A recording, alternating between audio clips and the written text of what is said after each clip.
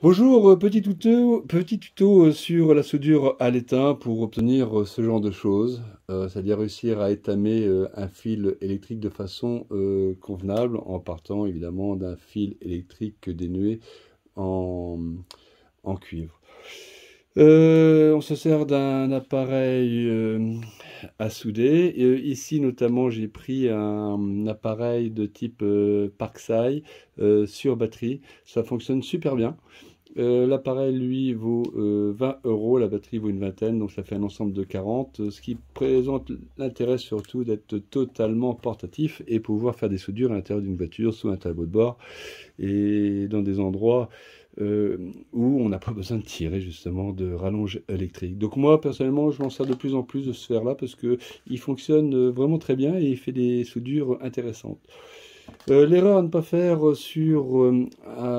termes de soudure, c'est de ne pas vouloir faire tomber de la soudure comme ça en espérant qu'elle va coller sur le métal. Bon là, évidemment, c'est une caricature que je fais, mais souvent on essaiera de faire fondre la soudure en espérant qu'elle va s'accrocher sur le métal, ce qui est totalement inexact.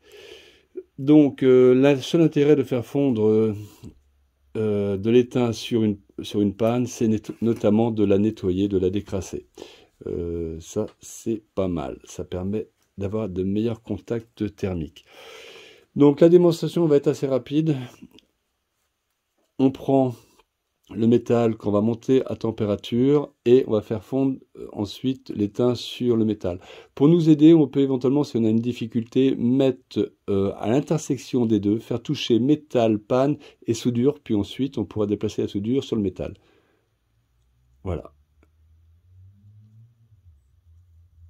Là, on voit bien que c'est l'étain qui fond sur le métal et non, la panne qui fond l'étain.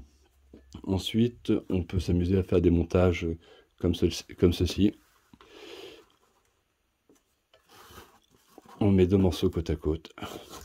On gardera le même état d'esprit. Là, on va peut-être prendre quand même une petite plaque en bois, tout simplement parce que le métal qui est en dessous va m'empêcher de monter en température de façon suffisante. Donc, je mets ça dans le champ de vision, c'est mieux. On met côte à côte. Et là, le but, c'est de chauffer les deux morceaux et de mettre l'étain toujours au milieu. Donc, il faut savoir que c'est quand même des morceaux qui sont déjà étamés à la base. Donc, ça va être beaucoup plus facile. On relâche.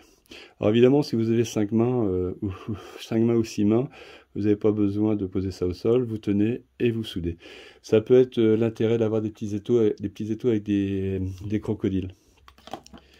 Donc la leçon, donc là on a une soudure qui est correcte, hein.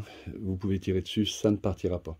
Après on peut évidemment emmêler les deux fils de cuivre ensemble et faire la soudure ensuite. Là c'était pour vous montrer qu'on peut faire des soudures très résistantes en étant côte à côte.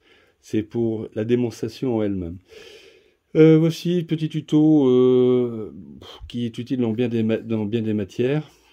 Ensuite, évidemment, on peut avoir de la gaine thermorétractable comme ceci, que vous mettez donc en protection. Là évidemment, elle n'est pas adaptée, mais c'est pour schématiser. Vous le mettez ici. Ensuite, vous prenez un briquet, vous chauffez, ou vous prenez la panne que vous passez de droite à gauche sur la gaine thermorétractable et vous aurez un isolant de fait. Voilà un petit tuto sans prétention, mais qui peut dépanner.